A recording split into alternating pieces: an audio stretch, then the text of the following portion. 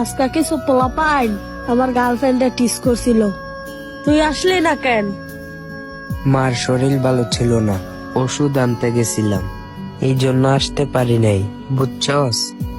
তোর মার ওষুধটা না হয় একটু পরেই আনতি, তুই বেটা কাজের সময় থাকস না।